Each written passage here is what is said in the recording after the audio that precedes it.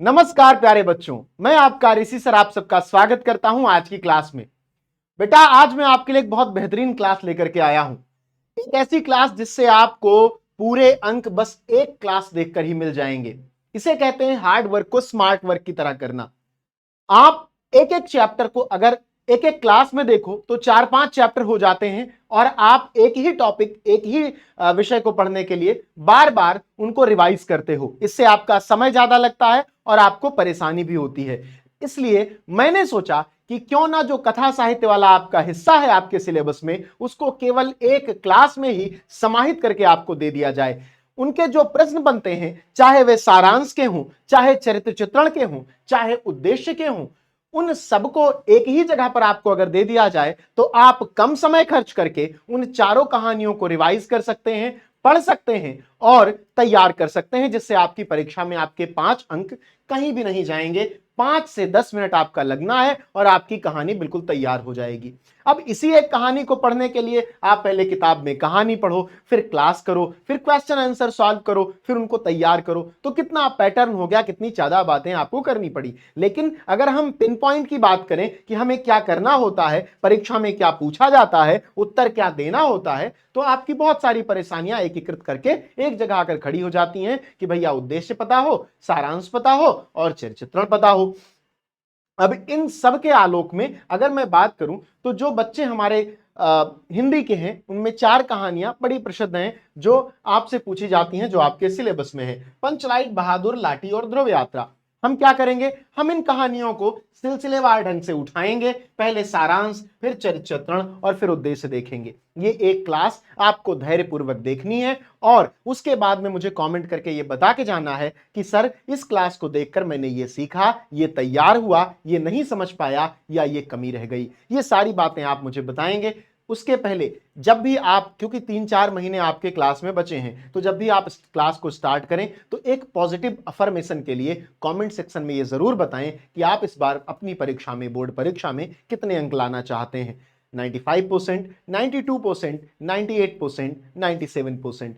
Positive affirmation क्या होता है? जब हर दिन हम अपने आप को एक नए, एक ताजा पॉजिटिव अफर्मेशन से तैयार करते हैं, एक नई जानकारी अपने आप को देते हैं, तो हमारा माइंड उसको तैयार करता है आपके लिए, आपके पॉजिटिव व्यूज के लिए, आपकी पढ़ाई के लिए आपको तैयार करता है। आपके नोट्स आपके दिमाग में कैसे दोहराए जाएं, इसकी सारी तैयारी बनाता है। तो ये बहुत जरूरी होता है कि आप हमेशा एक उच्च मानदंड स्थापित करें कि हाँ भाई, मुझे इतने परसेंट लाने हैं और इसके लिए पढ़ाई करनी है। तो ये तो हो गया आपका पॉजिटिव अफर्मेशन और अपने आप को मोटिवेटेड रखने का हिस्सा। लेकिन जो दूसरी सबसे इंपॉर्टेंट बात है वो है कि एक क्लास में आपकी कहानी खत्म होने वाली है। कहानी खत्म, कहानी खत्म, कहानी की कहानी खत्म करने वाले हैं हम लोग आज। आचार्य ऋषि द्विवेदी के साथ आप लोग आज पढ़ेंगे। ठीक है, तो चलिए सबसे पहले जो हमारी कहानी है वो है पंचलाइट कहानी। आप जानते हैं एक गांव है महतो, उस गांव में कुछ टोलियां हैं, उसमें एक महतो टोली है। उनके यहाँ पंचलाइट नहीं है। वो लोग कुछ पैसा जमा करते हैं और उस पैसे से फिर वो लोग रामनवमी के मेले में पंचलाइट खरीदते हैं। पंचलाइट उन्हें जलाना नहीं आता। अब क्या होता है कि एक लड़का है गोधन, जो गांव के बाहर से कहीं से आकर के बसा है, उन्हीं की जाति का है, रिश्तेदारी वगैरह जैसे नेवासा वगैरह गांव में मिल नहीं जाता, उस टाइप का है। तो गांव वाले जो पंच लोग हैं उसको कम पसंद करते हैं, क्योंकि वो उनको पान पान खाने का आदि का पैसा नहीं देता। एक लड़की है जिसको वो पसंद करता है, नाम है मुनरी। मुनरी भौजी कहता हूं मैं उन्हें, क्योंकि गोधन से आत्मीयता है मेरी, वो भैया है मेरे। ठीक है, प्रेम में प्रेमी भैया ही होता है। ठीक है, जो पहले हो गया, प्रेम कर लिया, वो भैया ही होगा ना भाई, एक्सपीरियंस शेयर करेगा वो हमसे अपना। ठीक है, सिखाएगा हमें। तो ये सारी बातें होती हैं। अब जब वो मुनरी को देखता है तो वो हम तुमसे मोहब्बत करके सनम ये गाना गाता है। इसको मुनरी की जो माँ है गुलरी काकी, वो पंचों से इसकी शिकायत कर देती हैं। पंच वैसे गुस्साए हुए हैं। पंच कहते हैं भैया इसको जाति से निकाल दो, यानी इसका हुक्का पानी बंद कर दो। ये प्रथाएं थी पुराने समय में, अब नहीं। उसका हुक्का पानी बंद कर दिया जाता है। वो किसी के यहाँ भोजन करने नहीं जाता, किसी के यहाँ खाना खाने नहीं जाता, कोई उसे बुलाता नहीं है। जाति निकाला का यही तात्पर्य होता है कि आपको जो शुभ कार्य है उनमें न बुलाया जाए। अब ये कार्य होने लगता है। लेकिन जब पंचलाइट वाली परेशानियां पैदा होती है तो मुनरी अपनी दोस्त कनेली से कहती है, चीगो चिन्ह चिन्ह, गोधन जानता है, बोला जला देगा। अब कनेली से मुनरी कहती है, कहो सरदार जी से कि भैया गोधनवा जानता, बुला ले। अब सरदार चिंता में, हुक्का पानी बंद कर दिया उसका, अब कैसे बुला लें। लेकिन वे कहते हैं कि जो ये ब्राह्मण टोली राजपूत टोली वाले मजा ले रहे हैं, कह रहे हैं उठो बैठो पंचलाइट के सामने तो जल जाएगी, इस बेइज्जती से तो बचेंगे। तो अपने टोली की इज्जत बचाने के लिए उसका वो खून माफ, उसका वो जुर्म माफ कर देते हैं। सोचिए, ठीक। ये कहानी क्या बताती है? कहानी ये बताती है कि आपकी प्रासंगिकता आपको समाज में जीवित रखती है। आपके पिता कौन है, आपके दादा कौन है, आपके चाचा कौन है, मैटर नहीं करता। Who are you? आप क्या जानते हो, आप इस दुनिया को क्या बेहतर दे सकते हो, इसलिए आपको पूछा जाता है। वो आता है, पंचलाइट जला देता है। सरदार कहता है तुम्हारा सात खून माफ, खूब गाओ सलीमा का गाना, और वो सलीमा का गाना गाने लगता है। तो ये है कहानी, ठीक है। लेकिन अब ये तो हो गई जबानी कहानी, मैं आपको आऊं खड़ा हूं और ये कहानी सुना दूं ऐसे ऐसे करके, तो आप कहानी सुन के चले जाओगे, ऐसा नहीं है। हमें जब साहित्यिक रूप में इनको लिखना होता है तो हमें लिखित फॉर्मेट चाहिए। बहुत सारी यूट्यूब पे कहानियां आके हैं, 1 मिनट में 2 मिनट में सुना के चले जाएंगे, लेकिन उसके बाद आपसे अगर मैं कहूं कि उसको राइट डाउन करो, लिखो, क्या आप लिख पाओगे? कोशिश करके देख लेना, नहीं लिख पाओगे। क्यों? क्योंकि हमारा दिमाग विजुअल और टेक्स्ट इन दोनों को अलग तरीके से एनालाइज करता है। तो जब भी परीक्षा के लिए आप देखिए, इंटरटेनमेंट के लिए तो आप फिल्म देखो, लेकिन इंटरटेनमेंट के लिए देखी गई फिल्म की कहानी आप कॉपी में नहीं लिख सकते, उसके लिए आपको टेक्स्ट चाहिए, ठीक। तो आप अगर कोई कहानी किताब में पढ़ोगे तो उसको लिख ले जाओगे, लेकिन इंटरटेनमेंट के लिए देखी गई फिल्म नहीं देख पाओगे। तो कुछ लोग 1 मिनट 2 मिनट जो भी आप वीडियो बना रहे हो कि हाँ कहानी बता रहे हो, इंटरटेनमेंट पैदा कर रहे हो, वो मजे के लिए तो ठीक है, लेकिन जब आपको अपने पेपर में लिखना हो तो आपको आपका विजुअलाइज टेक्स्ट जरूर होना चाहिए वहां पर। इसीलिए मैं एनिमेशन जो बहुत ज्यादा लोग इस्तेमाल कर रहे हैं उनके थोड़ा खिलाफ रहता हूं, इसलिए क्योंकि एनिमेशन आपको मजा तो देता है, चमत्कृत करता है, आश्चर्य से भरता है, लेकिन वो आपको आपके उद्देश्य से दूर करता है। क्या उद्देश्य है आपका? उद्देश्य है आपका कहानी को समझना। कहानी के पात्र कौन कौन से हैं? कहानी के पात्र आप सभी लोग देख रहे हैं। कहानी के पात्र हैं बेटा गुलरी काकी, जो कि मुनरी की मां है, मुनरी जो कि साधारण ग्राम बाला है, और गुलरी काकी की बेटी है। देखो, कहानी के पात्र बहुत जरूरी होते हैं। आपको कहानी के पात्र पता है तो कहीं ना कहीं दिमाग में यह भी बैठता जाता है कि ये कहां पर किस लिए क्यों इस्तेमाल किए गए हैं, और धीरे धीरे कहानी आप पर खुलती जाती है। गोधन क्या है? गांव का साधारण व गुणवान व्यक्ति है जो मुनरी से प्रेम करता है। कनेली कौन है? कनेली गांव की साधारण बाला है वो भी, और वो मुनरी की दोस्त है, मुनरी को बहुत मानती है, मुनरी से प्रेम करती है। मुनरी से प्रेम, मित्रता में हम सभी प्रेम करते हैं, मित्रता में कौन प्रेम नहीं करता, आप भी करते हो। सरदार और दीवान कौन है? सरदार और दीवान पंचायत के सदस्य हैं। फुटंगी झा कौन है? फुटंगी झा ब्राह्मण टोली के सदस्य हैं, ठीक है। फुटंगी झा कौन है बेटा? ब्राह्मण टोली के सदस्य हैं, ठीक। अगनू महतो कौन है? महतो टोली के पंचायत का छड़ीदार है। रुदल शाह कौन है? गांव का बनिया है। मूलगैन कौन है? कीर्तन मंडली का सदस्य है। मूलगैन कौन है? कीर्तन मंडली का सदस्य है, ठीक है। ये तो आपके पात्र हो गए। यदि आपको पात्र पता है तो मैं फिर से कहता हूं कि यदि आपको पात्र पता है तो आप चीजों को बहुत आराम से एनालाइज कर लोगे, ठीक है।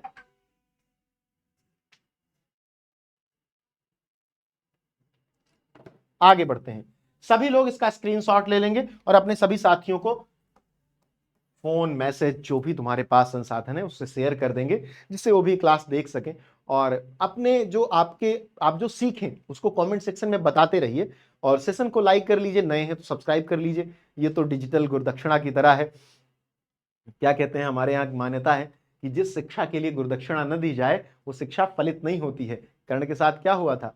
कहा, उसको एक श्राप था ना कि अंत समय पर तुम अपनी विद्या भूल जाओगे, बिकॉज तुमने कुछ छल किया है, ठीक है, गुरु के साथ। तो गुरु के साथ छल नहीं करना चाहिए। तुम्हारे लिए कितना सरल है, गुरुदक्षिणा क्या है? इसको शेयर करना। और इससे देखो क्या होता है, हमारा क्या उद्देश्य है, हम इस क्लास को क्यों पढ़ा रहे हैं? क्योंकि ज्यादा से ज्यादा बच्चे इसका लाभ ले सके। यहाँ पर कोई फीस तो नहीं है आपकी, लेकिन ज्यादा से ज्यादा बच्चों तक पहुंचने का जो माध्यम है वो आप हैं।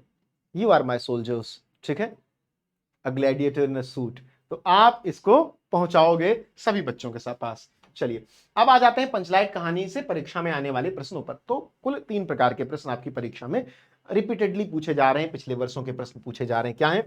कहानी का सारांश, कहानी का उद्देश्य, कहानी के मुख्य पात्र का मुख्य पुरुष पात्र का चरित्र चित्रण, जो कि इसमें कौन है? गोधन है। और कहानी के मुख्य महिला पात्र का चरित्र चित्रण, जो कि इसमें मुनरी है।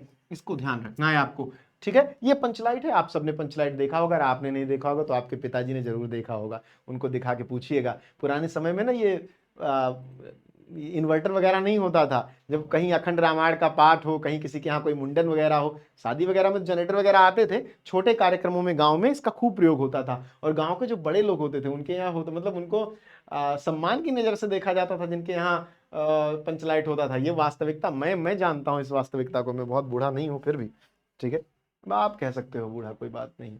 कहानी में बिहार के एक पिछड़े गांव के परिवेश का सुंदर चित्रण किया गया है। पिछड़े गांव का एक, बिहार का एक पिछड़ा गांव है, बिहार का में काफी पिछड़े गांव है। अब फणीश्वर नाथ रेड्डी इस कहानी को लिखते हुए आंचलिकता का ध्यान रखते हैं। वे गांव के रहने वाले हैं तो वे गांव को बहुत अच्छे से समझते हैं, ठीक है। इसीलिए इस खूबसूरती को आप देखोगे, इस कहानी की बनावट कहीं भी आपको बोर नहीं करती। इसका चाहे कथोपकथन हो, इस कहानी का चाहे कोई पात्र हो, इस कहानी का चाहे कोई प्रसंग हो, वो आपको ऐसा लगता है कि बस मेरे आसपास हो रहा है। क्यों? क्योंकि हम सब गांव से आते हैं, हम सब गांव को समझते हैं। हाँ, हो सकता है कि हमारे गांव में थोड़े परिवर्तन हो, ऐसी बातें ना होती हो, लेकिन संभवतः मतलब सामान्यतया 60-50 का रेशियो रहता है कि 60-50% बातें तो आप पकड़ ही लेते हो। कहानी बिहार के एक पिछड़े गांव के परिवेश का सुंदर चित्रण प्रस्तुत करती है। महतो टोली में अशिक्षित लोग हैं। उन्होंने रामनवमी के मेले से पेट्रोमैक्स खरीदा है, जिसे वे पंचलाइट कहते हैं। पंचलाइट को वे सीधे साधे लोग सम्मान की चीज समझते हैं, जो कि उस समय का एक महत्वपूर्ण वस्तु है। पंचलाइट को देखने के लिए टोली के सभी बालक, औरतें और मर्द इकट्ठा हो जाते हैं, क्योंकि उन्होंने कभी नहीं देखा है। सरदार अपनी पत्नी को आदेश देता है कि शुभ कार्य करने से पहले वह पूजा पाठ का प्रबंध कर ले। सभी उत्साहित हैं, परंतु समस्या उठती है कि पंचलाइट जलाएगा कौन। सीधे साधे लोग पेट्रोमैक्स को जलाना भी नहीं जानते। इस टोली में गोधन नाम का एक युवक है। वह गांव की मुन्नरी नामक एक युवती से प्रेम करता है। मुन्नरी की मां ने पंचों से गोधन की शिकायत की थी कि वह उसके घर के सामने से सिनेमा का गाना गाते हुए निकलता है और आंख का इशारा करता है, ठीक है, आंख का इशारा भी करता था, ठीक है, तुम लोग मत करना, वो मारे जाओगे। इस कारण पंचों ने उसे बिरादरी से निकाल रखा है। मुन्नरी को पता है कि गोधन पंचलाइट जला सकता है। वह चतुराई से यह बात पंचों तक पहुंचा देती है। पंच गोधन को पुनः बिरादरी में ले लेते हैं। वह पंचलाइट जला देता है। मुन्नरी की मां गुलरी काकी प्रसन्न होकर गोधन को शाम के भोजन का निमंत्रण देती हैं। पंच भी अति उत्साहित होकर गोधन को कह देते हैं, तुम्हारा 7 खून माफ, खूब गाओ सलीमा का गाना। पंचलाइट की रोशनी में लोग भजन कीर्तन करते हैं तथा उत्सव मनाते हैं। देखिए, आंचलिक कहानियों का सबसे देखिए, भारत पूरा गांवों का देश है। आप किसी भी शहर के व्यक्ति से मिलेंगे और उससे जब पूछेंगे आपका घर कहाँ है, तो कहीं सुदूर एक क्षेत्र में बताएगा जो कि गांव से ताल्लुक रखता है। आंचलिकता की एक सबसे विशेषता क्या होती है कि वो आप में बहुत गहरे बैठती है, बहुत बहुत अंदर मर्म को आपके स्पर्श करती है। क्यों? क्योंकि आप सभी उस परिवेश से कहीं ना कहीं से जुड़े हुए हैं। तो ये कहानी इसलिए हमें बहुत करीब से समझ में आती है, हमें बहुत करीब की लगती है, हमें आनंद भी आता है इस कहानी को। अब आप में एक ध्रुव यात्रा कहानी भी है। ध्रुव यात्रा हमारे जीवन की कहानी नहीं है, एक राजा की कहानी है जो ध्रुव पर यात्रा कर रहा है। हम रिलेट नहीं कर पाते, इससे रिलेट करते हैं। हम भी किसी को प्रेम करते हैं, उसके घर के सामने से गुजरते हैं, देखते हैं, मतलब मैं ऐसा नहीं कर रहा हूं, पता नहीं जीवन में कभी ऐसा हुआ हो, I am not denying for that, but ऐसा नहीं है कि मैं ऐसा कर रहा हूं तो तुम ऐसा करो। मैं तुम्हें ऐसा करने को नहीं कर रहा, मैं बिल्कुल मना कर रहा हूं, ये बहुत गलत बात है। आपको गोधन नहीं बनना है, ठीक है, पढ़ाई करनी है। चलो, तो ये है। अब आपको सारांश कितने शब्दों में लिखना है, तो बेटा देखो, कहानी के सभी प्रश्नों का उत्तर आपको 80 शब्द में देना है। कहानी के सभी प्रश्नों का उत्तर 80 शब्द में देना है, और इन 80 शब्दों को आप 80 से 100 कर सकते हो। लेकिन मेरे बच्चे 110 मत करना। 110 अगर का आप करोगे तो आपको नंबर तो ज्यादा नहीं मिलेगा, आपका टाइम खराब होगा। क्योंकि मैंने जो पिछली क्लास ली थी कि अपनी कॉपी कैसे लिखें, जो वीडियो सेक्शन में एक क्लास है उसको जाके देखो, और उसमें मैंने बताया है कि आपको हर क्वेश्चन में कितना समय देना है। अब सोच करके एक बात मुझे बताओ कि अगर तुम्हारे पास 30 मिनट है और हर एक क्वेश्चन को 10 मिनट देना है तुमको, तुम्हें 3 क्वेश्चन तुम्हारे हो जाएंगे 30 मिनट में। किसी एक क्वेश्चन को तुमने 15 मिनट दे दिया तो बाकी दोनों क्वेश्चन के लिए टाइम कम पड़ गया ना। तो आपके एक क्वेश्चन की वजह से बाकी 2 क्वेश्चन खराब हो गए, तो आप उसका दर्द तो झेल नहीं पाओगे, वो तो अफोर्ड कर नहीं पाओगे। तो आपका काम क्या है कि ध्यान से प्रश्नों को हल करना और इसका स्क्रीनशॉट लेते रहना। क्लास को शेयर भी कर देना अपने सभी साथियों के साथ। पंचलाइट कहानी का उद्देश्य क्या है, तो देखो, पहले सबसे पहले समझो उद्देश्य होता क्या है। तुम क्यों पढ़ रहे हो, तुम्हारे पढ़ाई का क्या उद्देश्य है। एक लक्ष्य निर्धारित होता है व्यक्ति के जीवन की, मैं ये कार्य कर रहा हूं तो इसका ये परिणाम होगा, इसका ये रिजल्ट दिखना चाहिए, परिणाम दिखना चाहिए, ठीक है। जब कोई कहानी लिखी जाती है तो कई बार तो ऐसी कहानियां लिखी जाती हैं जिसे हम कथा कहते हैं, जिनमें कोई उद्देश्य निहित नहीं होता, वो केवल मनोरंजन के लिखी जाती हैं। लेकिन जब कोई कहानीकार कहानी के तत्वों को समाहित करते हुए एक ऐसी कहानी लिखता है जिससे वो कोई संदेश देना चाहे, तो वहां पर उद्देश्य प्रमुख हो जाता है। अब क्योंकि उसने संदेश दिया तो क्या उद्देश्य पूरा हुआ? यदि हाँ, तो वह कहानी अपनी उसे अच्छी कहानी माना जाएगा। यदि उद्देश्य नहीं पूरा हुआ तो उसे बुरी कहानी माना जाएगा। कहानी कला के तत्वों को की चर्चा करते हुए मैंने तुम्हें बताया था कि उद्देश्य की क्या महत्ता होती है। अब क्या पंचलाइट कहानी अपने उद्देश्य को पूर्ण करने में सफल होती है? तो आइए जानते हैं। फणीश्वरनाथ रेणु की कहानी को हमने पढ़ा है, पंचलाइट हमने पढ़ा है। हम देखते हैं कि क्या क्या बिंदु वो रेखांकित करना चाहते थे, किन किन बिंदुओं को वो सबके सामने लाना चाहते थे, वो ला पाए या नहीं। ठीक है, ठीक है, चलिए। फणीश्वरनाथ रेणु हिंदी साहित्य के सुप्रसिद्ध आंचलिक कथाकार है। आंचलिक कथाकार अंचल में रहने वाला, जैसे माँ का आंचल होता है तो उसका एक दायरा है, तो अपनी अपनी धरती के करीब रहना उसे आंचलिक कहते हैं। तो आंचलिक कथाकार है। ग्रामीण अंचलों से उनका निकट का परिचय है। अब इसका मतलब ये नहीं कि शहर में रहने वाला आंचलिक नहीं है। देखो, आंचलिक शब्द गांव के क्षेत्र में जाके गौड़ हो गया है, लेकिन शहर में रहने वाला, शहर में पैदा हुआ व्यक्ति अगर शहर के बारे में लिखे तो वो भी आंचलिक कहानी ही कही जाएगी। अब ये अलग बात है कि आंचलिक को आप हमेशा गाँव के परिवेश के अनुसार देखते हैं, तो आंचलिक शब्द गांव के परिवेश को लेकर के गौड़ हो गया है। कोई शब्द गौड़ कैसे, मतलब कोई शब्द कहीं पर जाकर के जब वो उसके साथ जुड़ जाता है, उसके साथ मिल जाता है, तो उस शब्द को बोले जाने पर वही एक जैसे हमारे यहाँ जलज शब्द है। जलज, जलज माने क्या होता है? कमल। लेकिन जलज को अगर ध्यान से देखा जाए तो जल से पैदा होने वाला। अब जल से पैदा हो तो बहुत कुछ होता है, सिंगाड़ा भी होता है, लेकिन उसके लिए नहीं। क्यों? उसके साथ जुड़ गया, उसकी युति हो गई कमल के साथ, तो इसका ध्यान रखना है।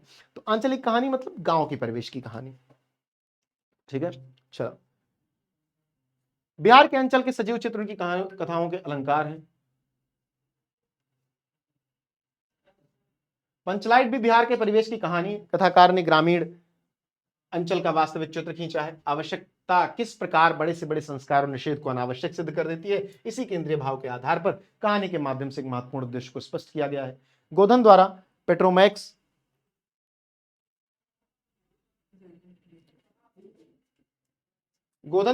जला देने पर उसकी सब गलतियां माफ कर दी जाती हैं। उस पर लगे सारे प्रतिबंध हटा लिए जाते हैं तथा उसे मनचाहे आचरण की छूट दे दी जाती है। ग्रामवासी जाति के आधार पर अनेक टोलियों में बढ़ जाते हैं। वे आपस में ईर्ष्या द्वेष के भावों से भरे रहते हैं। इसका बड़ा सजीव चित्रण कहानी में प्रस्तुत किया गया है। कहानीकार ने स्पष्ट किया है कि इस आधुनिक युग में अभी भी कुछ गांव और कुछ जातियां पिछड़ी हुई हैं। रेणु जी ने अप्रत्यक्ष रूप से ग्राम सुधार की प्रेरणा भी दी है। ठीक है, ये तो आपका उद्देश्य हो गया। इसको भी आपको 80 से 100 शब्द में लिखना है। एक बात और, आपको अपनी बात कहनी है। ठीक, आपको प्रश्न का उत्तर देना है। प्रश्न का उत्तर जितने शब्दों में आप दे रहे हैं, वे शब्द चाहे, मतलब आपको वे शब्द 100 से ज्यादा नहीं होने चाहिए। इससे कम हो सकते हैं, कितने भी, 80 से भी कम हो जाए, 70 भी चलेगा। अपनी बात पूरी कह रहे हैं आप, महत्वपूर्ण यह होता है। अब आप बहुत बड़ा कर देंगे तो आपके प्रश्न का आपका समय छूट जाएगा। तो आपका उद्देश्य हो गया बेटा, आपका सारांश हो गया। अब एक जो बहुत इंपॉर्टेंट प्रश्न है वो है चरित्र चित्रण। और मुख्य पुरुष पात्र का चरित्र चित्रण मैं आपको बता रहा हूं, मैं आपको मुनरी का भी बता दूंगा, लेकिन गोधन का ज्यादा पूछा जाता है। क्यों? क्योंकि देखो, कहानी का एक जो पूरा विस्तार होता है उसके 3 चरण होते हैं, आदि, मध्य और अंत। आदि में कहानी शुरू होती है, मध्य में कहानी में घटना डाली जाती है, और उस घटना में प्रमुख पात्र है गोधन। तो इस कहानी का जो सबसे प्रमुख पात्र है वो गोधन ही है। गोधन पर यह कहानी केंद्रित है। गोधन इस कहानी को चलाता है, क्योंकि पेट्रोमैक्स तो एक सामान्य बात है, लेकिन न जलना उसकी बड़ी घटना है, और उसका न जलना उस पूरे महतो टोली को प्रभावित करता है, और उस प्रभावित हुए महतो टोली को गोधन उस दर्द से निकालकर बाहर ले आता है। तो गोधन यहां पर एक वॉरियर है, एक डिफेंडर है, और इसलिए आपको गोधन का चरित्र चित्रण जरूर याद होना चाहिए, क्योंकि अगर किसी का चरित्र चित्रण पूछा जाएगा इस कहानी से तो केवल गोधन हो सकता है। गोधन पंचलाइट कहानी का सर्वप्रमुख पात्र उसका नायक है। उसके चरित्र में निम्नलिखित विशेषताएं दृष्टिगोचर होती हैं। भोला भाला अल्हड़ ग्रामीण युवा। गोधन महतो टोली का भोला भाला अल्हड़ ग्रामीण युवा है। उसकी अल्हड़ता का आलम यह है कि वह पंचायत के तमाम विरोध के बाद भी सिनेमा का गाना हम तुमसे मोहब्बत करके सलम गाना नहीं छोड़ता। इसके इस अल्हड़पन की उसे सजा भी मिलती है। गांव की पंचायत सभा के रूप में उस पर 10 रुपए जुर्माना करती है और उसका हुक्का पानी बंद कर देती है। चतुर और होशियार। गोधन ग्रामीण होते हुए भी बहुत चतुर और होशियार है। इसका प्रमाण यही है कि संपूर्ण महतो टोली से वही एक ऐसा व्यक्ति है जो पेट्रोमैक्स जलाना जानता है। उसकी चतुराई का प्रमाण यह भी है कि जब टोले के सामने पंचलाइट जलाने की समस्या उठ खड़ी होती है तो वह अपनी प्रेमिका मुनरी को यह बता देता है कि वह पेट्रोमैक्स जलाना जानता है। स्वाभिमानी युवा, गोधन बड़ा मानी युवा है, बड़ा स्वाभिमानी है। पंचायत के हुक्का पानी बंद किए जाने पर उसे अपना अपमान समझा, इसलिए वह पंचायत द्वारा पंचलाइट जलाने के लिए बुलाए जाने पर पहली बार में नहीं आता। छड़ीदार से कहता है कि भैया कुछ कल पुर्जा खराब हो गया तो हम पे जुर्माना लगा दोगे, हम नहीं छोड़ेंगे। ठीक है,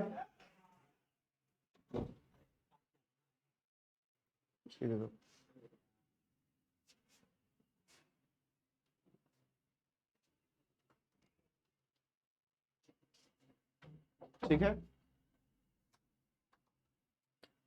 चलिए, गोधन बड़ा मानी युवा है। पंचायत के हुक्का पानी बंद किए जाने पर उसे अपना अपमान समझा, इसलिए वो पंचायत द्वारा पंचलाइट जलाने के लिए बुलाए जाने पर वहां जाने से मना कर देता है। ठीक है, पंचों की क्या प्रतीत, कोई कल कब्जा बिगड़ गया तो मुझे दंड जुर्माना भरना पड़ेगा। जिस मुंडरी काकी के कहने पर उसे सजा सुनाई गई थी, उसी के मनाने पर वह पंचलाइट जलाने के लिए आता है। ठीक है, गुलरी काकी के कहने पर उसे सजा सुनाई गई थी, और जब गुलरी काकी ही दोबारा जाती है उसे बुलाने, तभी वो आता है। सम्मान करता है, मुंडरी से प्रेम करता है भाई, तो अब आप जिससे प्रेम करोगे उसकी मां को कैसे मना करोगे? सोच के देखो, तुम्हारी भावी सासू मां है वो, you can not ignore her. बात माननी पड़ेगी, नहीं तो मुनरी कूट देगी। ठीक, समझो इस बात को। तो जब गुलरी काकी बुलाने जाती हैं तो उसे मानना पड़ता है। That is the whole concept. Life भी ऐसे चलती है दोस्त, कहानियां लाइफ ही तो है। ठीक, समाज की प्रतिष्ठा के प्रति संवेदनशीलता है, क्यों? क्योंकि अब उसका जो समाज है वो, उसकी प्रतिष्ठा कम हो रही है। भाई राजपूत टोली वाले, बाभन टोली वाले मजा ले रहे हैं, कहते हैं कान पकड़ के उठो बैठो जल जाएगा पंचलाइट, इसमें महतो टोली की इज्जत जा रही है। और अगर आप अपने समाज की इज्जत नहीं बचा पा रहे तो आप इरेलेवेंट हैं उस समाज के लिए। अपनों के लिए लड़ना ही तो आपका पहला प्राइमरी गोल होना चाहिए।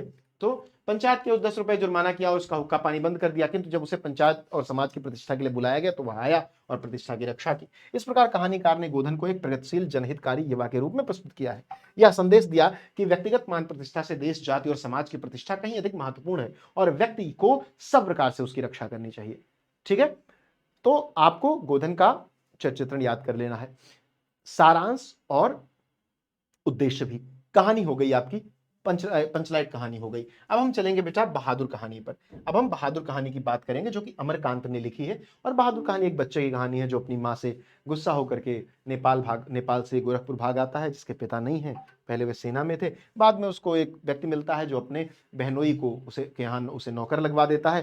धीरे धीरे बहनोई की जो पत्नी है, उसका जो बड़ा बेटा है, उसके व्यवहार से उनका व्यवहार बदलता है। वे बहादुर को प्रताड़ित करने लगते हैं और बहादुर एक दिन सब कुछ छोड़ के भाग जाता है। ये कहानी का पूरा एक मतलब रोड मैप मैंने बताया आपको, पूरी कहानी नहीं है। लेकिन अब इसको लिखने के भी वही तरीके हैं सारे जो मैंने आपको बताए कि ये कहानी कैसे लिखी जाए। तो सबसे पहले तो आपको इस कहानी के पात्र जानने होंगे, पात्र जानोगे, उसके बाद आपको जानने होंगे वह 3 प्रश्न, 4 प्रश्न जो सबसे इंपॉर्टेंट हैं, जो इस कहानी से आते हैं, बार बार रिपीट हुए हैं। तो कहानी से जो प्रश्न आते हैं बहादुर कहानी से वे क्या क्या हैं? बहादुर कहानी का सारांश, बहादुर कहानी का उद्देश्य, बहादुर कहानी के पात्र का चरित्रण, बहादुर का चरित्रण। अब सबसे पहले हम पात्र देखते हैं कौन कौन है। तो लेखक, कहानी का वक्ता, इस प्रकार से ये कहानी लिखी गई है जैसे लगता है कि लेखक की ही कहानी है। लेखक वक्ता एक संस्मरणात्मक कहानी से कहते हैं। निर्मला लेखक की पत्नी है, किशोर कौन है? वक्ता और निर्मला का बड़ा बेटा है। साले साहब कौन है? लेखक के साले साहब है। दिल बहादुर कौन है? एक नेपाली लड़का है तथा लेखक के घर का नौकर है। अब कमोबेश आप सब लोग इस कहानी से परिचित हो, कोई ऐसा नहीं है जो इस कहानी से परिचित ना हो। तो इस कहानी को तो आप अपनी किताब में पढ़ लोगे, लेकिन प्रश्नों के उत्तर कैसे करोगे? क्योंकि वो 80 शब्द वाला जो दबाव है वो आपके ऊपर बन जाएगा। अब इसको देखते हैं हम। तो आप देखोगे तो पाओगे कि अमरकांत द्वारा लिखित कहानी बहादुर एक नेपाली बच्चे के यथार्थ की कहानी है, जिसका बाप मर चुका है और मां के कर्कश व्यवहार के कारण बहादुर अपने घर से भाग आया है। लेखक को अपने किसी रिश्तेदार के माध्यम से बहादुर घर के काम के लिए मिल जाता है। आरंभ में तो बहादुर की खूब भगत की गई, लेकिन दिन बीतने के साथ साथ इसमें कमी आती गई। लेखक की पत्नी निर्मला, किशोर, लेखक का बड़ा लड़का तो मानो बस बहादुर को पीटने के बहाने ढूंढते रहते। बहादुर का बाल मन जब तब आहत होता रहता, परंतु अगले दिन फिर हंसता खेलता बहादुर पूरे घर के लिए चकर घिन्नी की तरह घूम फिरकर काम करने लगता। एक बार मेहमानों के रुपए खो जाने पर घर वालों ने बहादुर पर चोरी का आरोप लगाकर उससे दुर्व्यवहार किया। तब बहादुर के स्वाभिमान को चोट पहुंची और एक दिन बिना किसी को बताए बहादुर अचानक घर छोड़कर चला गया। उसके जाने के बाद सारे घर में मातम छा गया। सारे घर वालों ने अपनी गलती स्वीकार कर पश्चाताप करने की ठानी, परंतु उस पश्चाताप को स्वीकारने और उन्हें माफ करने वाला बहादुर जा चुका था और ढूंढने नहीं मिल रहा था। देखो, इस कहानी का जो बुनियादी तत्व है वह वर्ग संघर्ष है। एक नौकर है जो अपना घर छोड़ करके आया है, एक आप है जो उसको रखे हुए हैं, और आप इसलिए उस पर अत्याचार कर रहे हैं कि वो जाएगा कहां, क्योंकि उसका ऑप्शन नहीं है, क्योंकि वो आपसे लड़ नहीं सकता, क्योंकि आपसे वो छोटा है, क्योंकि आप पर वो निर्भर करता है। लेकिन अगर आप टेक्निकली सोचो तो he is providing something for you. वो सर्विस हो सकती है किसी भी प्रकार की, खाना बनाना, सफाई करना, कुछ भी। आप उसके लिए पे भी नहीं कर रहे हो। क्यों? लेखक कहता है कि जब तुम जाना तो पैसे लेके चले जाना अपनी माँ के लिए, कहां से भेजोगे पता नहीं, मिले कि ना मिले। क्योंकि लेखक पहले एक पत्र भेजता है उसकी माँ का, कोई जवाब नहीं आता तो कहता है कि पैसे नहीं दूंगा, जब घर जाने लगना तब मुझसे सारे पैसे ले लेना। कितना चालाकी है, समझ रहे हैं आप? तो ये एक वर्ग संघर्ष की कहानी है, जहां पर ये बताया गया है कि एक व्यक्ति जब अपने से कमजोर किसी व्यक्ति को पाता है तो वो कितना क्रूर हो जाता है। ठीक। और वही मानवीय करुणा की परीक्षा होती है, वही आपके नैतिकता की परीक्षा होती है। ठीक है, तो ये चीजें हैं बहादुर कहानी के सारांश में। कहानी का उद्देश्य क्या है? इस कहानी का उद्देश्य समाज में उत्पन्न वर्ग संघर्ष को मानवीय सहानुभूति द्वारा समाप्त करने का संदेश देना है। शोषितों के प्रति मानवता एवं प्रेम का व्यवहार ऊंच नीच के भेद के कारण दिलों में पड़ी दरार को भर देता है। बहादुर भी मानवीय स्नेह एवं संवेदनाओं का भूखा है। मालिक द्वारा पीटे जाने और प्रतिक्रिया स्वरूप उसके द्वारा घर छोड़ दिए जाने पर परिवार के सभी लोगों को पश्चाताप का अनुभव होता है। वे स्वयं को दोषी महसूस करते हैं। धनी और निर्धन का जो वर्ग भेद है मानवीय भावनाएं ही कम कर सकती हैं। ठीक है, लेखक का मुख्य उद्देश्य दोनों के हृदय का परिवर्तन है, सबके प्रति सहानुभूतिपूर्ण व्यवहार बनाए रखने का संदेश देना है। बहादुर कहानी अत्यंत मार्मिक कहानी है। यह आत्मकथात्मक शैली में प्रस्तुत की गई है। अमरकांत जी ने बड़े सटीक और सुंदर ढंग से कहानी को प्रस्तुत करके पाठकों के मन पर अमिट छाप छोड़ी है। कहानी कला के तत्वों के दृष्टि से यह एक सफल कहानी है। इसका स्क्रीनशॉट ले लो। देखो, स्क्रीनशॉट लेते रहना, मैं पीडीएफ भी भिजवाने की कोशिश करूंगा कि आपके टेलीग्राम चैनल जो UP board Hindi medium Vidyakul है उसमें पीडीएफ चली जाए।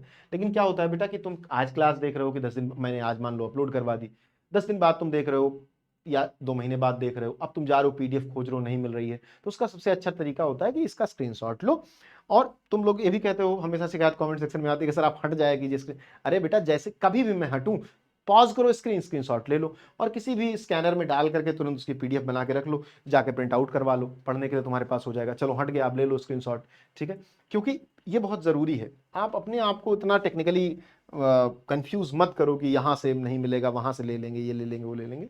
जहां से आपको मिल रहा है आप स्क्रीनशॉट लो, उसको स्कैन करो, पीडीएफ बनाओ, प्रिंट आउट करवाओ, 5 रुपए लगने हैं, मस्ती से अपने मेज पे रखो, रोज पढ़ लो। ठीक। कहानी का मुख्य पात्र का चरित्र चित्रण क्या, और मैं आपको बता रहा हूं ये मुश्किल से 10 से 15 पेज होगा। 10 से 15 पेज में आपका 5 नंबर आपको मिल जाएगा और आपको कहीं से कुछ भी एक्स्ट्रा नहीं पढ़ना है, कोई भी कानून नहीं करना है। बस 4 कहानी आपके सिलेबस में है, चारों कहानी में दे रहा हूं। इंपॉर्टेंट की तो इंपॉर्टेंट देखेंगे, इंपॉर्टेंट बताने के समय इंपॉर्टेंट देखेंगे। अभी 4 की चारों कहानी दे रहा हूं और वो भी मुश्किल से 10 से 15 मिनट लगेगा तुम्हें पढ़ने में सारा। ये मैं बता रहा हूं तो थोड़ा समय लग रहा है। ठीक है, बहादुर एक चरित्र प्रधान कहानी है। एक बेसहारा पहाड़ी बालक दिल बहादुर इसका नायक है। बहादुर के चरित्र की मुख्य विशेषताएं निम्न प्रकार है। असहाय और भोला है। ठीक है, बहादुर बिहार प्रांत का रहने वाला है। माता के व्यवहार से पीड़ित होकर वह अपना घर छोड़ देता है। प्यार का व्यवहार पाकर निर्मला के परिवार का सारा कार्य संभाल लेता है। परिश्रमी और ईमानदार है। बहादुर सुबह 8 बजे से लेकर शाम तक कार्य करता है। ठीक है, मारपीट के उपरांत भी वह दिल लगाकर कार्य करता है। चोरी नहीं करता बल्कि झूठे इल्जाम पर मार भी खाता है। प्रेम का भूखा है, वहां मातृत्व प्रेम और स्नेह के व्यवहार का भूखा है, जो उसे अपने घर में नहीं मिलता। वह प्रेम शुरू में निर्मला के परिवार से मिलता है, मगर जब वह भी अच्छा व्यवहार नहीं करती तब वह घर छोड़ देता है। मातृ प्रतिभक्त बालक, बहादुर का हृदय पितृभक्ति और पितृभक्ति के साथ ही मातृभक्ति और पितृभक्ति के साथ ही भावना से ओतप्रोत है। उसकी माँ उसे मारती है, उसकी उपेक्षा करती है, इसलिए वह घर से भाग आया है और नौकरी कर रहा है। वह घर वापस भी नहीं जाना चाहता, लेकिन अपने वेतन के पैसे माँ के पास भेजना चाहता है। ठीक है, जब निर्मला उससे पूछती है कि तुम्हारी माँ तुम्हें मारती है तो तुम पैसा अपनी माँ के पास भेजने को क्यों कहते हो, तो उसका उत्तर देता है, माँ बाप का कष्ट तो जन्म भर जाता है। ऐसा है वह मातृभक्त बालक जिसके हृदय में माँ के प्रति अपार श्रद्धा है। ठीक है, यह आपका बहादुर कहानी था। ठीक, 3 प्रश्न जो हमने डिस्कस किए, सारांश, चरित्र चित्रण, उद्देश्य, ये तीनों आपको मिल गए। ये आपको पंचलाइट से मिल गए, बहादुर से मिल गए। देख लीजिए कितने कम समय में हमने 2 कहानियां पूरी कर ली। आपको इसको पूरा करने के लिए 4 दिन माथापच्ची करनी पड़ती। इसे कहते हैं हार्ड से स्मार्ट की तरफ मूव करना। You have 4 months only. आपको क्या करना है, आपको अब चीजें क्रोनोलॉजी में सेट करनी है, क्या पहले पढ़ना है क्या बाद में पढ़ना है। मैं आपके लिए सारी वीडियोस लाऊंगा, जैसे ये क्लास आज संपूर्ण कहानी की है, संपूर्ण संस्कृत दिग्दर्शिका की भी एक क्लास में लेकर के आ रहा हूं। आपको थोड़ा समय लगेगा, 1 से 1.5-2 घंटे की वो क्लास होगी, लेकिन उसमें 7 के 7 चैप्टर, 1 से 7 तक जितने चैप्टर हैं सब एक तरफ से खत्म हो जाएंगे। उसके बाद मैं एक संपूर्ण जीवन परिचय की साहित्यिक परिचय क्लास लेके आ रहा हूं। अभी तक तो मैंने इंपॉर्टेंट साहित्यिक परिचय बताए थे, सारे करवाए नहीं थे, उसमें केवल इंपॉर्टेंट बताया था। अब मैं सारे साहित्यिक परिचय लिख करके आपको बता दूंगा कि इस तरह से तुम्हें लिखना है, ठीक है। और जिस तरह से मैं बता रहा हूं उस पर भरोसा किया करो। बाद में कमेंट सेक्शन में पूछना तो सर इस तरह लिखे तो पूरे नंबर मिलेंगे? हाँ बेटा, तभी मैं बताता हूं कि पूरे नंबर मिलेंगे, ठीक है, इसीलिए बता रहा हूं उसको, ठीक है। इसी तरह संपूर्ण काव्यखंड और संपूर्ण गद्यखंड की भी आपकी क्लास आएगी, तो अब चिंता नहीं करनी है, बस केवल उसको सेट कर लेना है अपने टाइम टेबल में और उसको आराम से क्लास कर लेनी है। आप लाइव देख पा रहे हो लाइव देख लो, आप रिकॉर्डेड देख पा रहे हो रिकॉर्डेड देख लो। मुझे इसकी इच्छा नहीं रहती कि आप मेरे साथ लाइव ही जुड़ो, मुझे इसकी इच्छा रहती है कि आप इसको यूपी बोर्ड कक्षा 12 में पढ़ने वाले हर एक बच्चे के मोबाइल तक, उसके व्हाट्सएप तक पहुंचाओ। वो दिन भर शॉर्ट्स देखता है, वो दिन भर यूट्यूब पर गाने सुनता है, वो अपने डेटा का नुकसान कर रहा है, वो अपने टाइम का नुकसान कर रहा है, वो अपनी मेमोरी शॉर्टन कर रहा है, बहुत सारी परेशानियां उसके साथ हैं। तुम्हें क्या करना है? तुम्हें एक अच्छे कंटेंट को उस तक पहुंचाना है। परोपकारा ही परमो धर्मः, परोपकार ही परम धर्म है, ठीक है। और परस्य उपकारा ही परोपकारा, दूसरे का उपकार करना ही परोपकार है। तो आप दूसरे का उपकार करो और हमेशा ध्यान रखो, दुआएं कभी व्यर्थ नहीं जाती, ठीक है। चलिए, तो इसका ध्यान रखना है आपको। अब अगली कहानी लाटी है बेटा। लाटी आप जानते हो, एक औरत है एक बच्ची है जिसका बचपन में विवाह हो जाता है। वो बच्ची बड़ी होती है तो वो जैसे उसका जो पति है वो 2 साल बाद चला जाता है सेना में। उसके बाद उसकी सासू माँ, उसकी नंदें बहुत खराब व्यवहार उसके साथ करती हैं, तो उसको हो जाती है पीलिया, टीबी, ट्यूबरकुलोसिस। अब उसको ये लोग बाहर एक जहां पर टीबी वाले मरीजों को रखा था, क्योंकि उस समय टीबी लाइलाज बीमारी थी, लोग मर जाते थे, तो उनको वहां दूरी पर छोड़ आते हैं। लेकिन अचानक से जब उसका पति वापस आता है और उसे पता चलता है कि उसे टीबी हो गया है, तो वो जाता है, देखने जाता है कि भाई मेरी पत्नी को क्या हुआ है। और वहां पर वो उसके साथ रहने लगता है, उसे खुश करने की कोशिश करता है। लेकिन एक दिन डॉक्टर उससे कहता है कि भैया अभी ठीक नहीं हो पाएंगे, लेके जाओ। ये बात उसका पति उसे बताना नहीं चाहता लाटी को, लेकिन बानो बानो नाम होता है उसका स्टार्टिंग में, बानो को बताना नहीं चाहता। अब लेकिन बानो को पता चल जाता है कि भैया जब कोई नहीं ठीक हो पाता तो डॉक्टर यही कहते हैं इसको लेके जाओ यहाँ से। तो बानो रात में भाग जाती है और एक पहाड़ी से झील में कूद पड़ती है, झरने से कूद पड़ती है, और वहां पे गिरती है, उसकी जीभ कट जाती है और उसके दिमाग पर चोट लगता है, तो वो दिमाग थोड़ा सा पागल हो जाती है, मतलब दिमाग की स्मृतियां विस्मृत हो जाती हैं। और फिर वो लाटी के नाम से एक संतों के झुंड में रहने लगती है, और वही लोग उसको बचाते हैं, उनके जो गुरुदेव हैं वही बचाते हैं। तो बाद में एक बार ये जाता है तो इसको पहाड़ी पर लाटी मिलती है अपनी झुंड के साथ में, लेकिन ये तो पहचान लेता है कि लाटी उसे नहीं पहचान पाती क्योंकि उसकी याददाश्त चली गई है। तो ये बहुत मार्मिक कहानी है, एक मार्मिक अंत है इस कहानी का। एक व्यक्ति जो अपनी पत्नी को एक समय इतना प्रेम करता था कि ट्यूबरकुलोसिस होने पर भी उसके साथ रहता था, जबकि ट्यूबरकुलोसिस एक जानलेवा बीमारी थी, लाइलाज बीमारी थी, और आज उसी को अपने सामने बैठा देखता है और कुछ नहीं कर पाता, क्योंकि उसकी पत्नी है, उसके बच्चे हैं और 15-16 साल बीत चुके हैं। तो मानवीय संवेदनाओं को एक्सप्लोर करती, मानवीय संवेदनाओं की गहराई को तलाशती एक कहानी है, बहुत खूबसूरत है। इसका जो सबसे बेस्ट पार्ट मुझे लगता है वो ये लगता है कि जब हम कितने ज्यादा उसको क्या कहें कि ईर्ष्यालु नहीं शब्द कहेंगे, मुझे कोई अच्छा शब्द नहीं मिल रहा, कि मतलब हमारी आवश्यकताएं जब पूरी होने लगती है ना, तो हम बाकी चीजों को हटा देते हैं अपने जीवन से। जिस बानों के लिए मरने को तैयार था वो आदमी, आज वही बानो उसके सामने बैठी है, लेकिन आज वो उसे चुन नहीं रहा, क्योंकि उसकी पत्नी है, उसके बच्चे, उसका एक जीवन है। आपके चुनाव का अधिकार भी आपके जीवन के, क्या कहेंगे उसको, कि जो एक स्वीकार्यता जो आपकी है वो भी आपके जीवन से ही प्रभावित है। आपका जीवन अगर आपकी स्वीकार्यता को बाधित करता है तो आप उसे छोड़ देते हो, ठीक। तो लाटी कहानी इस पर आधारित है। लाटी कहानी के पात्र थोड़ा ज्यादा हैं। जोशी सेना का कप्तान तथा लाटी का पति है, जोशी साहब हैं वो। बानो जिसे लाटी कहते हैं, कप्तान की पहली पत्नी, जो बाद में लाटी के नाम से जानी जाती है। अधेड़ स्विस गोटिया सेनेटोरियम का डॉक्टर है तथा बानो का इलाज करता है। पिता कप्तान जोशी के पिताजी, माँ कप्तान जोशी की माताजी। गुमान सिंह वैभवी व्यापारी था, नेपाली भाभी का पति। नेपाली भाभी गुमान सिंह मालदार की पत्नी जो गोल मटोल है, वह स्वभाव से हंसमुख और रौबदार ठकुरानी है।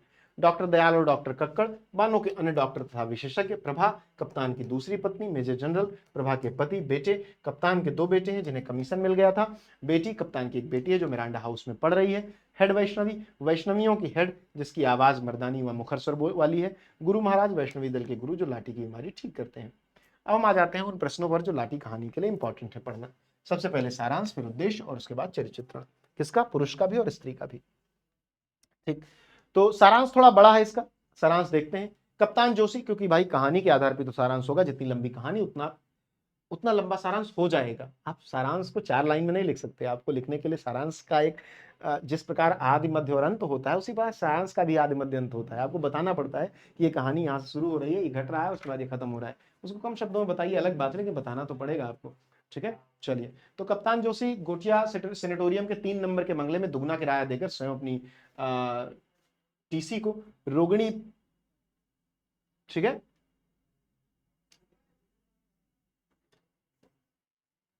तो ये आपको देखना है। इसमें थोड़ा सा कुछ एरर है, तो हम पहले बात कर लेते हैं लाठी कहानी के सारांश को छोड़ देते हैं, लाठी कहानी के उद्देश्य पर बात कर लेते हैं। ठीक है, सुप्रसिद्ध लेखिका शिवानी द्वारा रचित लाठी कहानी घटना प्रधान व आदर्श प्रेम पर आधारित कहानी है। यह कहानी महिला त्रासदी पर आधारित है। इस कहानी में लेखिका ने समाज की असंवेदनशीलता को अत्यंत सहज रूप में चित्रित किया है। साथ ही कहानी में मध्यवर्गीय समाज में पति की अनुपस्थिति में रहने वाली स्त्री के जीवन की मार्मिकता को भी उजागर किया गया है। लेखिका ने इस यथार्थ का भी उद्घाटन किया है कि वर्तमान समय में महिला ही महिला का शोषण करती है। लेखिका समाज की रूढ़िगत मानसिकता को बदलना चाहती है। वही उसकी सासू और नंदे उसके साथ अच्छा व्यवहार नहीं करती हैं। ठीक है, जिस बहू को लोग अपने घर की लक्ष्मी बनाकर लाते हैं उसके साथ जानवरों जैसा क्रूर व्यवहार करने लगते हैं, जो कि मानवीय दृष्टिकोण से अनुचित कार्य है। घर आई बहू को वही प्रेम और स्नेह देना चाहिए जो अपने स्वयं की बेटी को दिया जाता है। लेखिका ने यह भी स्पष्ट किया है कि नियर अर्थात मतलब जो टीबी असाध्य रोग नहीं है। रोगी को किसी सेनेटोरियम भेजने के बजाय विशेष देखभाल कर सहयोग व प्रेम से बचाया जा सकता है। पति के बिना स्त्री का ससुराल में कोई मान सम्मान नहीं होता तथा उसे शारीरिक व मानसिक यातनाओं का शिकार होना पड़ता है। इसी समस्या से पाठकों को अवगत कराना लेखिका का मुख्य उद्देश्य है। और लेखिका बहुत सुंदर तरीके से, शिवानी जी की इस कहानी पे तो मैं फिदा हूं। ये कहानी ऐसी जिसको पढ़ते हुए आप रो देंगे। अगर आप में संवेदनशीलता है, अगर आप इमोशनल हैं, तो इस कहानी को पढ़ते हुए अद्भुत कहानी है। इसके सारांश में थोड़ा सा टाइपिंग एरर हो गया है, तो उसको मैं आपको अपलोड करवा दूंगा फिर से। ठीक है, चरित्र चित्रण देखते हैं कहानी के मुख्य पात्र का।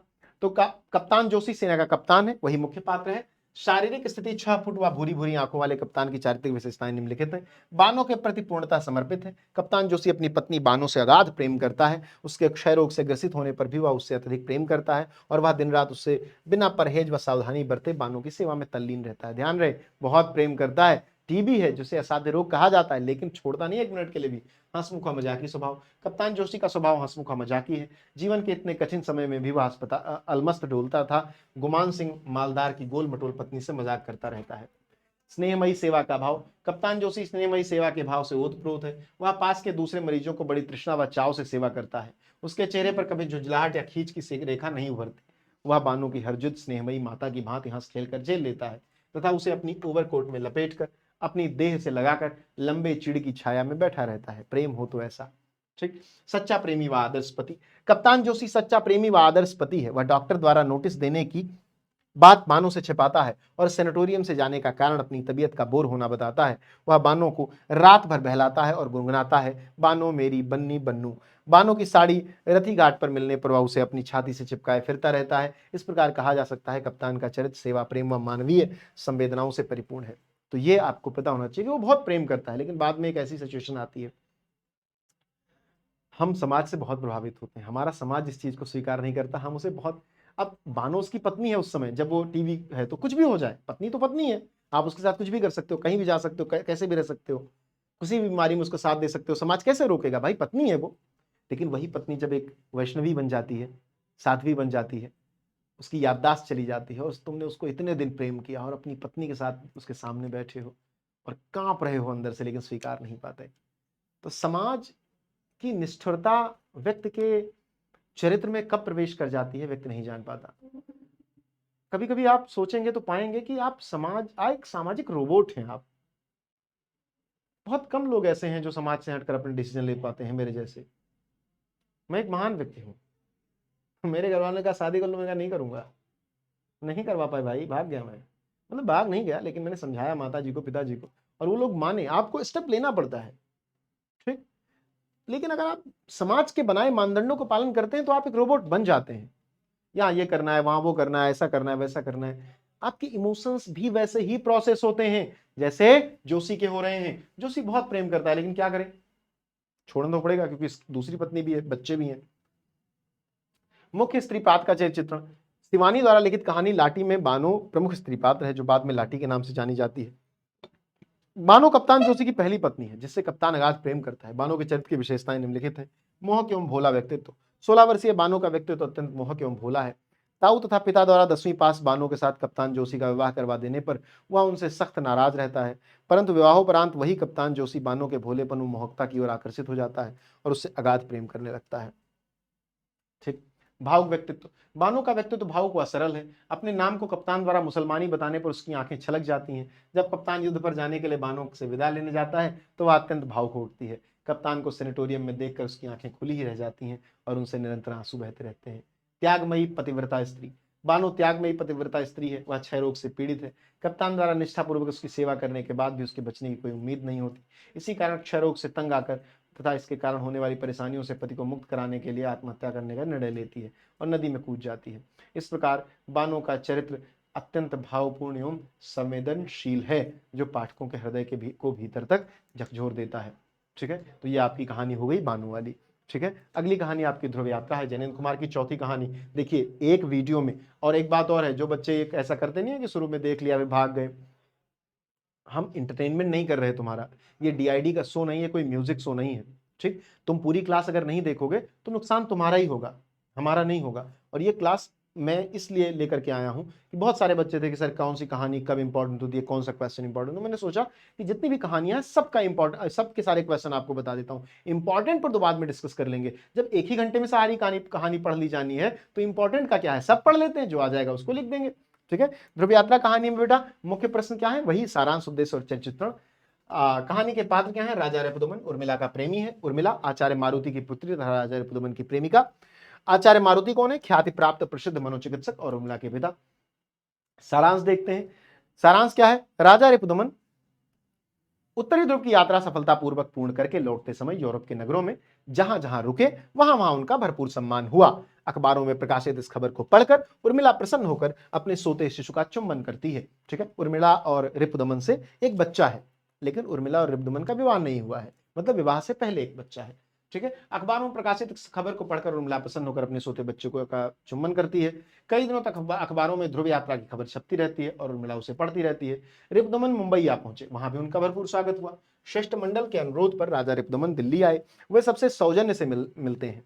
ऐसा लगा कि उन्हें प्रदर्शनों में उल्लास नहीं है। एक संवाददाता ने लिखा कि मैं मिला तो उनके चेहरे से ऐसा लगा कि वे यहाँ न हो, जाने कहीं दूर हों। उर्मिला ने इसे पढ़ा और अखबार अलग रख दिया। रिपुदमन ने यूरोप में आचार्य मारुति की ख्याति सुनी थी, किंतु दिल्ली में रहकर भी वे आचार्य मारुति को नहीं जानते थे। अवकाश पाते ही वे आचार्य मारुति के पास पहुंचे। अभिवादन के बाद मारुति ने पूछा कि वैद्य के पास रोगी आते हैं, विजेता नहीं। तो रिपुदमन ने कहा, मुझे नींद नहीं आती, मन मेरा काबू नहीं रहता। आचार्य मारुति और रिपुदमन में काफी देर तक बातें हुई। रिपुदमन विवाह को बंधन मानता है, किंतु प्रेम से इनकार नहीं करता। भाई प्रेम है ही, विवाह से पहले एक बच्चा भी पैदा कर चुका है, तो प्रेम से तो इनकार कर ही नहीं सकता। ठीक है, एक दिन राजा रिपुदमन सिनेमा हॉल के एक बॉक्स में उर्मिला से मिलता है। उर्मिला उसकी प्रेमिका और उसके बेटे की माँ है। यह बात उन दोनों के अलावा तीसरा व्यक्ति नहीं जानता है। काफी बातें होती हैं। बच्चे का नाम रिपुदमन माधवेंद्र बहादुर रखता है। उर्मिला पूछती है कि तुम अपना काम बीच में छोड़कर क्यों चले आए। वह कहती है, तुम्हें मेरी और मेरे बच्चे की चिंता करना तुम्हारा काम नहीं है, मैं केवल तुम्हारा हूं।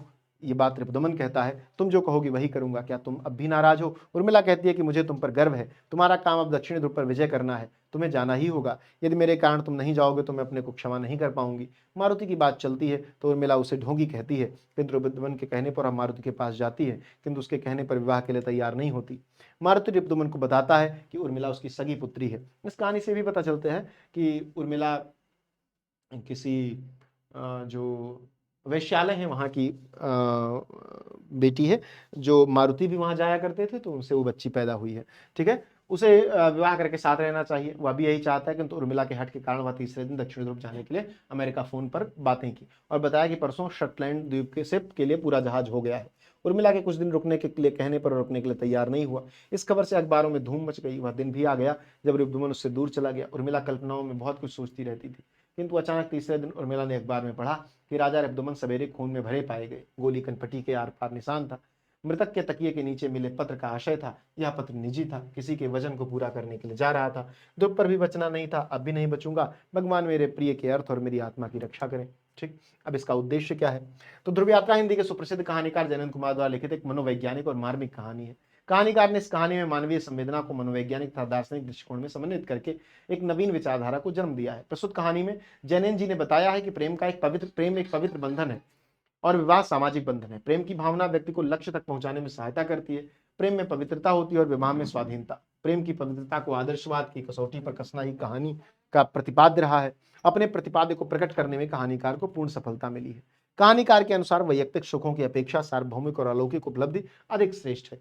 ठीक है, ध्रुव यात्रा कहानी एक उद्देश्य प्रधान कहानी है। इस कहानी का मूल उद्देश्य प्रेम की विवेचना एवं वचनबद्धता के पालन के महत्व को प्रतिष्ठित करना है। इसके साथ ही लेखक बताना चाहता है कि मनुष्य को महत्वाकांक्षा के पीछे पागल होकर नहीं दौड़ना चाहिए।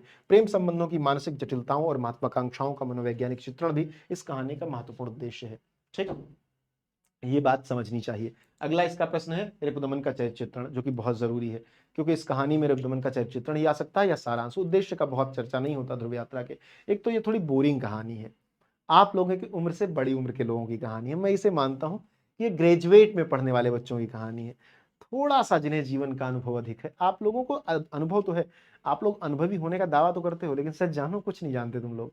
तो थोड़ा सा और तुम्हारी समझ बढ़े, थोड़ा सा और तुम लोग प्रेम में डूबो, थोड़ा सा जीवन को और जानो, तब ये कहानी पढ़ोगे तो ज्यादा मजा आएगा। एक बार ग्रेजुएशन में पहुंच के इस कहानी को पढ़ना बहुत मजा आएगा।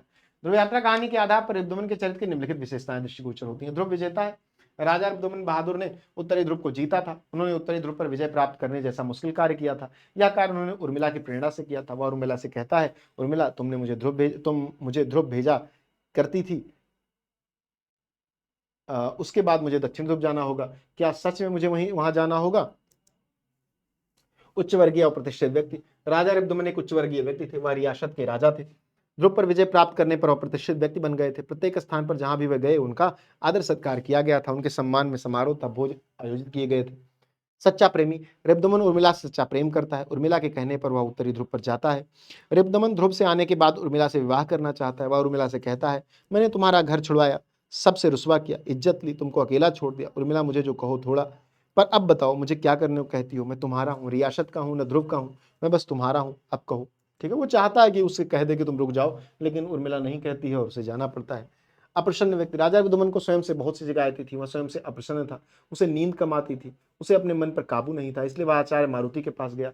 जब आचार्य मारुति उसके आने का कारण पूछते हैं तो वह कहता है, रोगी ही आपके पास आया है, विजेता छल है और इस दुनिया के छल को दुनिया के लिए छोड़िए। पर आप तो जानते हैं आचार्य, हाँ, चेहरे पर आपके विजय नहीं पराजय देखता हूँ। शिकायत क्या है? रिपु, मैं खुद नहीं जानता, मुझे नींद नहीं आती और मन पर काबू नहीं जमता। आचार्य हूँ, क्या होता है? रिपु, जो नहीं चाहता वह मन के अंदर सब कुछ होता है। ठीक है, समझ रहे हैं? हठधर्मी। राजा रिपुदमन हठधर्मी है। जब उर्मिला उसे दक्षिणी ध्रुव जाने को कहती है तो वह तुरंत जाने का विचार कर लेते हैं। ठीक है, उर्मिला के इतना जल्दी जाने से रोकने पर वह नहीं मानता। उससे कहता है कि मैं स्त्री की बात नहीं मानूंगा, मुझे प्रेमिका का मंत्र का वरदान है। आंखों में आंसू लाकर उर्मिला रिपु के दोनों हाथ पकड़ लेती है। परसों नहीं जाओगे तो कुछ हर्ज है? यह तो बहुत जल्दी है। रिपु हाथ झटक खड़ा हो गया, बोला, मेरे लिए रुकना नहीं है, परसों तक इसी प्रायश्चित में रहना कि तब तक क्यों रुक रहा हूँ। ठीक है, ये उसका चरित्र चित्रण है। तो अब देखिए, 1 घंटे के अंदर आपकी चारों कहानी हो गई और हमने सारे इंपॉर्टेंट प्रश्न, चाहे वे सारांश हो, चाहे चरित्र चित्रण हो और चाहे उद्देश्य हो, हमने सब पर बात कर ली और सारे प्रश्नों को हमने विस्तार से देख लिया। तो आप सबको क्या करना है, अपने सभी साथियों के साथ इस क्लास को शेयर कर देना है, सबको बता देना है कि बेटा क्लास कर लो। एक क्लास और कहानी खत्म। इसके बाद कहानी कुछ भी नहीं पढ़ना ही नहीं है। ठीक है, और हम लोग मिलते हैं नेक्स्ट क्लास में। आपकी नेक्स्ट क्लास वीडियो सेक्शन में आ चुकी है, आप जाकर के देखो। आपको नोट्स कैसे बनाने हैं, कॉपी कैसे लिखनी है, निबंध कैसे लिखना है, पत्र कैसे लिखना है, सारी बातें वहां पर हो रही हैं। जल्दी आपके संस्कृत की भी क्लास, सारे चैप्टर्स वहां पर अपलोड हो जाएंगे। मिलते हैं नेक्स्ट क्लास में। धन्यवाद।